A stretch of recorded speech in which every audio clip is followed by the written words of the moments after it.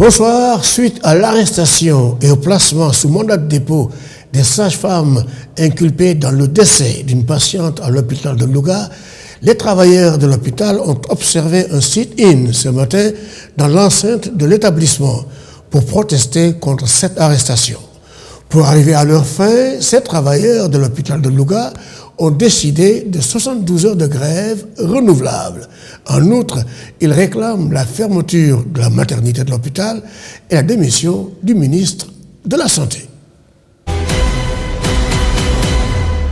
Le Sénégal honorait notre concitoyen Djibril Diallo, président-directeur général du réseau de la Renaissance africaine et de la diaspora, ARDN, a été nommé parrain de la 103e cérémonie de remise des diplômes de l'Université Webster de Saint-Louis dans l'État du Missouri aux États-Unis. M. Diallo sera aussi récipiendaire d'un diplôme honorifique que lui décernera cette même université pendant la cérémonie qui aura lieu les 13 et 14 mai 2022. M. Djibril Diallo, qui est à la tête de l'ARDN depuis 2018, a eu une brillante carrière dans les domaines des relations internationales, de la diplomatie et du développement humain, et plus précisément dans la défense et la solution des questions touchant le continent africain et les victimes de la pandémie de sida. M. Djibril Diallo a été directeur régional du programme commun des Nations Unies sur le VIH-Sida pour l'Afrique occidentale et du centre, directeur du bureau du sport pour le développement et la paix des Nations Unies à New York, directeur des communications du programme des Nations Unies pour le développement et conseiller spécial du directeur exécutif du Fonds international d'urgence pour les enfants des Nations Unies. Toutes nos félicitations donc à M. Djibril Diallo. Hors de chez nous, des dizaines de réfugiés d'Afrique subsaharienne campent depuis 3 jours devant des bureaux de l'ONU dans la capitale tunisienne. Ils réclament leur réinstallation dans d'autres pays et se plaignent d'être régulièrement victimes de violences verbales et physiques dans ce pays. Ces réfugiés, majoritairement des rescapés de tentatives d'immigration clandestine vers l'Europe, observent depuis samedi un sit-in devant le bureau du Haut Commissariat des Nations Unies pour les réfugiés, HCR, à Tunis. Parmi eux, des femmes et des enfants. Munis de couvertures, les réfugiés passent la nuit sur des cartons étalés à même le sol au milieu de leurs valises. Nous voulons l'évacuation. Oui, nous voulons évacuer de ce pays. Oui, nous avons très vécu. Nous avons vécu le racisme au café. Nous avons agressé dans nos maisons. Vraiment, c'est ça nos voies pour transporter les autres. Nous voulons juste évacuer de ce pays.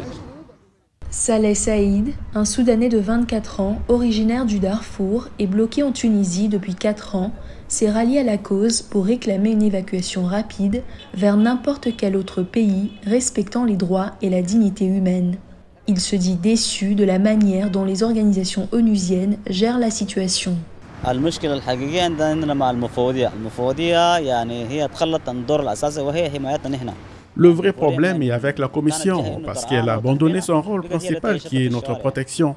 Au lieu de faire cela, ils nous ont laissés à la rue. Nous vivions à Jarji et la Commission a exigé notre évacuation, coupé tous les fonds et cessé de nous protéger. Il ajoute qu'il ne bougera pas d'un pouce tant que leurs demandes ne seront pas satisfaites.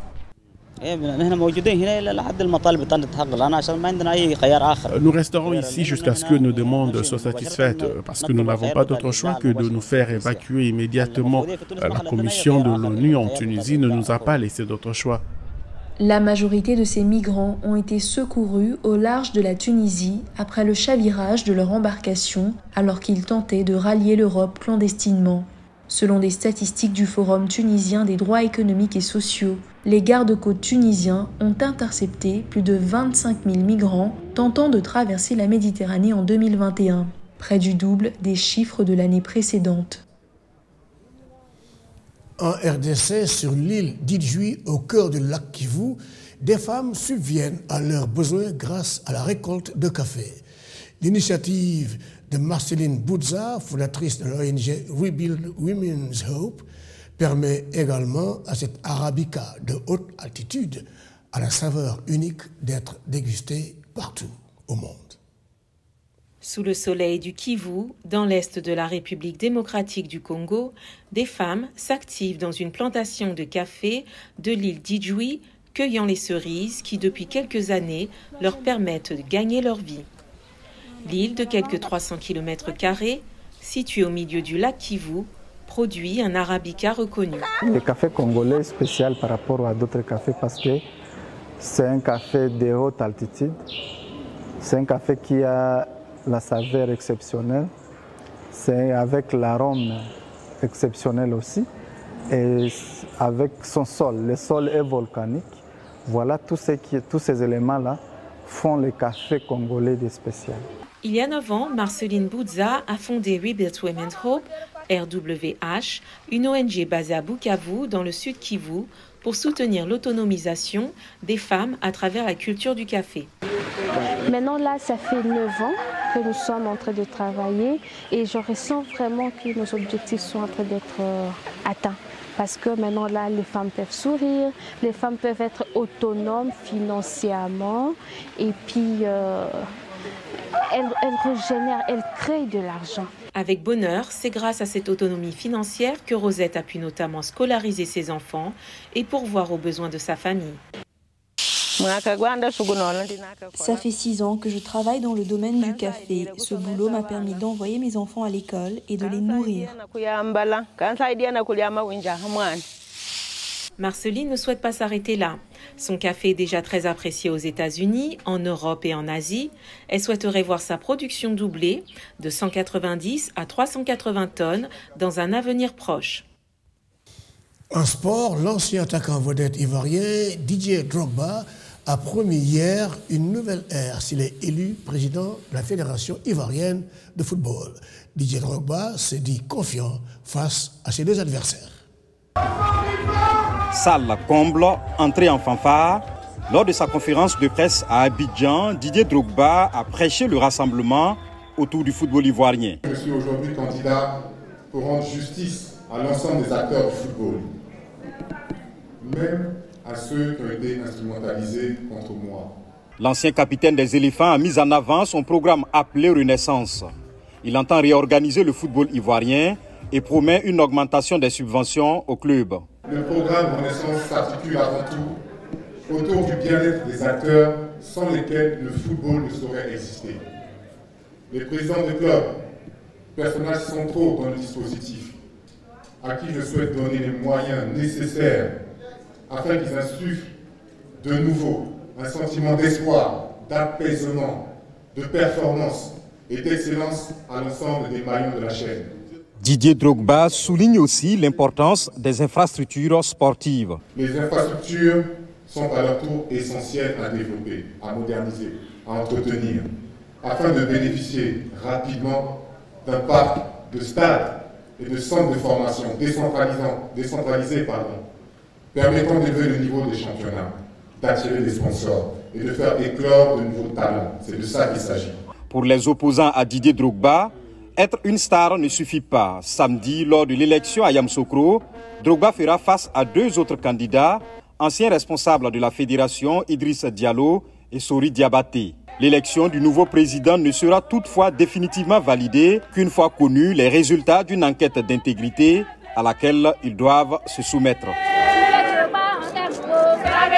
Ukraine, l'Amérique et ses alliés vont accroître la pression économique sur la Russie, indique Washington, alors qu'a lieu cette semaine la réunion du G20 Finance. C'est Janet Yellen, la secrétaire américaine au Trésor, qui va représenter les États-Unis lors de la rencontre.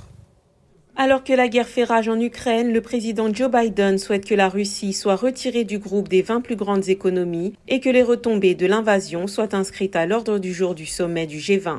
La porte-parole de la Maison-Blanche, Jen Psaki, l'a expliqué à la VOA. Il n'est pas rare que des événements ayant un impact sur la communauté mondiale comme l'Ukraine et l'invasion russe de l'Ukraine jouent un rôle central dans les forums internationaux. Et leur reprise économique, leur reconstruction seront quelque chose dans laquelle la communauté mondiale va être impliquée et sur laquelle elle devra se prononcer. Cela met le président indonésien Joko Widodo, président du G20 cette année et hôte du sommet de novembre à Bali, dans une impasse. Lui et d'autres pays membres de puissance moyenne ont leur propre agenda. Le désir du président Widodo est de s'assurer que le mandat du G20 soit respecté en s'assurant qu'en tant que représentant des économies émergentes, l'agenda de la reprise après la pandémie, y compris la crise de l'énergie, les prix de base des biens, puissent être abordables pour tous. Suite à l'annexion de la Crimée en 2014, Moscou a été expulsé du groupe des 8 principales nations industrielles, désormais connues sous le nom de G7. Cependant, il est peu probable que la Russie soit retirée du G20, un groupe beaucoup plus large avec des intérêts plus concurrents et sans mécanisme formel pour expulser un membre. Jusqu'à présent, le président russe Vladimir Poutine a l'intention d'assister au sommet avec le soutien de Pékin. Le président Biden ne sera pas dans la pièce avec eux. J'imagine que le Premier ministre Trudeau ne le sera pas non plus, ni plusieurs Européens. Ce qui place Jakarta dans une position très difficile ici. Sont-ils prêts à échanger la présence de Poutine contre l'absence de 5 ou 6 autres ? L'ambassadeur Dian Trinciadiani, co-sherpa du G20, a déclaré à la VOA que l'Indonésie écoutera les points de vue des membres tout en maintenant le rôle du G20 en tant que forum de coopération économique. Répondant aux critiques selon lesquelles les demandes occidentales d'exclure Moscou perturbent l'ordre du jour du sommet et créent la division. Jen Psaki a déclaré que Poutine s'est révélé être un paria dans le monde et n'a pas sa place dans les forums internationaux. Alors nous voilà à la fin de cette édition du journal de B-News International. Merci de l'avoir suivi. Bonsoir.